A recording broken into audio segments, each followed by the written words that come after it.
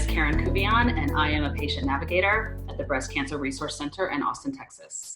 The Austin medical community is working hard to ensure the safety of patients and staff, as well as prepare for the expected increase in critical care needs for those that are will be maybe diagnosed with COVID-19. Because of this, there have been a lot of changes in treatment and surgical plans for those diagnosed with cancer. So the Breast Cancer Resource Center has asked some of the medical professional partners in our community to shed some light on the cancer care decision-making process during this time of dealing with the COVID-19 pandemic. Today, I'm grateful to have Dr. Julie Sprunt, who is a breast surgeon. Dr. Sprunt and her partners at Texas Breast Specialists are the only fellowship-trained breast specialists and breast surgeons in Austin. Dr. Sprunt specializes in breast surgery and treats all breast conditions from benign breast disease to malignant. She completed a breast surgical oncology fellowship at the University of Southern California, where she learned unique oncoplastic techniques to treat breast disease. She is board certified by the American Board of Surgery. Dr. Sprunt, thank you so much for joining me today. Thanks, Karen, for having us and setting up these useful information tools so that we can hopefully distribute and disseminate as widely as we possibly can how we are all thoughtfully managing our patients with breast cancer during this time. Well, thank you, and we appreciate all of your efforts and giving us your time today. So to jump into some questions, so we're hearing in our community that so-called non-essential surgeries are being postponed or canceled. I think under normal circumstances, we would certainly consider breast cancer surgery to be essential. But can you maybe help explain why even some lumpectomies and mastectomies are being considered right now non-essential and being postponed? Certainly. So the three big issues as we look at taking patients to the operating room right now during COVID is severalfold. Number one, we are better understanding that there are a large number of asymptomatic carriers who may be carrying coronavirus. And if we take a patient who is an asymptomatic carrier to the operating room and then intubate that patient, there is a significant viral load that is exposed to our healthcare workers. And so that is one of the concerns about taking patients to the operating room at this time. The other concern is that when we operate, we are utilizing protective equipment, and that protective equipment right now is under a severe shortage. And the equipment we are using today may affect the exposure risks to our colleagues, over the next 6 weeks to several months as this plays out. So those are the real two considerations when we think of actually taking somebody to the operating room.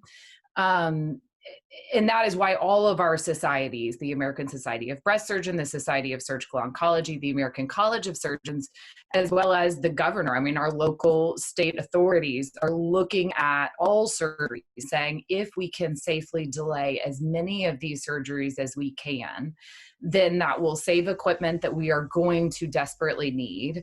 It will limit, hopefully, exposures to our colleagues and our healthcare workers. And the only good thing about our patients with breast cancer during this time is that many of them have strongly hormone receptor positive cancers, and that allows us to safely put them on pills and be able to safely delay surgery. So to your point, we all argue that the treatment of breast cancer is essential, period. Fortunately, we can provide good, safe treatment and safely keep some of our patients out of the operating room. But in all of the guidelines that have been put forth, we are still operating on some women with breast cancer because we don't think we have a safe non-operative management. But many of our patients, we do have a safe non-operative management during this time. And it's important that we utilize those safe treatment options. The other thing that we still are trying to continue to understand is, by operating on our patients and bringing them out of their homes, we are putting them at exposure to coronavirus as well. And so that's the other thing that we are just trying to thoughtfully weigh as we try to ensure that we keep as many of our patients safe during this time. Great. So that certainly makes sense. I think one of the fears for those who are having these surgeries postponed, even though understanding that certainly you're saying they are being treated, just not maybe in the order that they were before. But the perception sometimes among patients, especially those new to the cancer world, are, well, if they're not taking it out, if they're not, if they're not removing it surgically, then it's giving it the opportunity to grow and spread. What do you say to those patients? They're not alone, because we've been utilizing neoadjuvant treatment strategies in breast cancer for a while. And in everybody who is originally diagnosed with breast cancer, they want surgery a week before they found out they had breast cancer. And that's completely understandable. Fortunately, over the past 10 to 20 years even, we have understood that many women's breast cancers are best treated by giving either chemotherapy before surgery or even by using a neoadjuvant endocrine strategy before surgery. And so many of our patients still that I'm seeing, I have to have that exact conversation. Listen, you need chemotherapy before surgery. And the only silver lining to this is I would have been telling you this 2 years ago, independent of the current coronavirus situation. So please realize there are a large number of patients who truly do benefit from a preoperative approach. And it's a lot to ask anybody to trust us to say, listen, you don't need your breast cancer out right now. You need to take a pill. You need to take these drugs. And fortunately, we have a lot of good data showing why that is the best approach in many women's breast cancer treatment strategies. That's great. And then for those patients, how are they still able to be monitored to ensure that things are stable, or hopefully even, by using endocrine therapy or other neoadjuvant therapies, even improving before their surgery can be scheduled? That's it. So my partners at Texas Breast Specialists and I are all making sure that we have some sort of a thoughtful follow-up strategy. What everyone needs to realize, and this is still something I'm struggling with as we all are, this is an evolving situation and it changes daily. And our understanding of it and our understanding of local resources also changes daily. And so that's something that we are all trying to make sure we keep as updated as we possibly can so that we can update our patients. Most of us are having patients come in, within 3 months of starting them on a neoadjuvant strategy to do either an exam or an ultrasound, get a mammogram if that's how their disease best shows up, to ensure that things look about the same to us. And in what cadence we're choosing to do that as we try to, again, limit our own patients' exposure to coronavirus is going to shift some with time. But when you look at the trials of a neoadjuvant endocrine approach, most patients will be on a neoadjuvant endocrine strategy for up to even as long as a year. And we've shown that that is safe. Now, with a neoadjuvant endocrine approach, the response to treatment, meaning the likelihood that your cancer is going to actually get smaller in size, takes a little bit longer. So generally we don't see a reduction in size until about 6 months if you look at the literature. And so that's where we all have to understand that some women we are putting on neoadjuvant endocrine therapy to safely keep them out of the operating room and temporize their treatment. And then other women we're putting it on so that we actually hopefully can reduce the size of their cancer, and because that has important surgical implications at times. So in women whom we are trying to see, a reduction in size of that tumor, we may actually use a longer endocrine strategy in their treatment. Okay, great. And what are some other things that they can do besides taking their medication and checking in with you? What are some other things they can do to help take care of themselves in the meantime? I think self-breast exams during this time can be quite helpful. So if you were diagnosed with a breast cancer that nobody could ever see or feel, continue to examine your breast and say, okay, I still don't feel a mass in my breast. And that's actually a really helpful thing that women can do in a way that you can engage in your treatment. If you start to feel like you now can feel a mass when you otherwise couldn't have before, or if you have a mass that you can feel and you feel that that's getting bigger, then that's something that you need to notify one of your surgeons or doctors about so that we can bring you back into the office and do an exam and do an ultrasound. And we can do that during this time. It's just important to know that many women their disease is going to be stable and possibly even get smaller over this period of time.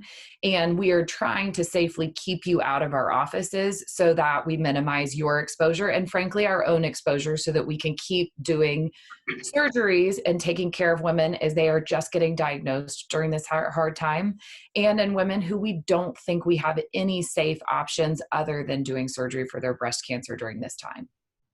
Gotcha. Okay, great. And so for those patients who are having surgery, do they need to do anything differently post-surgery? What are you kind of advising them in terms of being at home, recovering? Do they need to isolate from other family members? What are some of the tips and concerns maybe that are different now in the dealing with COVID-19 than they were before? Sure. So in most of my patients leading up to surgery, I am actually calling them and really trying to encourage limiting their exposure. Again, my biggest concern and the decisions that weigh on us very heavily as providers is to, number one, do the best we can for our patients, but number two, make sure that the operative team that is gracious enough to help us take care of our patients, that they stay safe. And so we really want to prevent a situation where we do intubate somebody that is either an asymptomatic carrier or is having very subtle symptoms of coronavirus.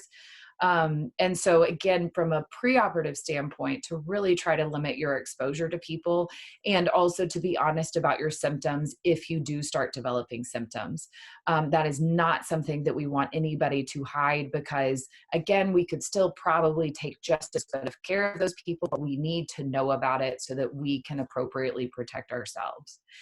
As far as after surgery, fortunately, after surgery, a lot of women are, prepared and planning to hunker down at home as they recover.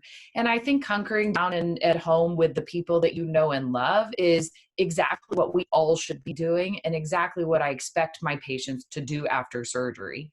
Now, do I want them going to the grocery store? No, that is something that you need to send others to do for you. But I probably would have told you that is the case for 2 weeks after surgery 6 months ago. So, I mean, most of the things in a post-operative setting are going to be pretty similar. The only other big difference that I'm doing, and most of my partners at Texas Breast Specialists are doing when we can, is setting up telehealth appointments to do post-operative visits, especially for our patients that don't have drains, that don't necessarily need to come in the office. And that's actually been working really well. I had an excellent post-op appointment with one of my patients yesterday, and she was the best and said she'd been trying on all different clothes so that I could best do an exam. And the useful tip she had, and it was actually really helpful, she wore a big shawl almost. So she was completely covered. But then when it came to a breast exam, it was so easy for her to show me her incisions. And that's really all we need to see. As long as the incisions look okay, then we're able to upload pathology documents. We can email that to our patients. So unfortunately, we are adjusting to the new normal. Great. Okay. And then, so when things start to let up at some point, and obviously we don't know when that's going to be, because as you said, it's a constantly changing environment right now. But how can breast cancer patients be sure that they're can get their surgery scheduled as soon as possible? What kind of things do they need to do in terms of working with you on an ongoing basis to be sure that their surgery is done when the time comes? That's a great question. And that is something that we are already talking to hospitals about, as we all have appropriately tried to delay anybody's surgery when we think it's safe. We also are telling those hospitals, listen, this means that as these women are gracious enough to, employ this safe treatment strategy, we need to make sure that they are front of the line when these operating rooms do open back up and are safe for us to use.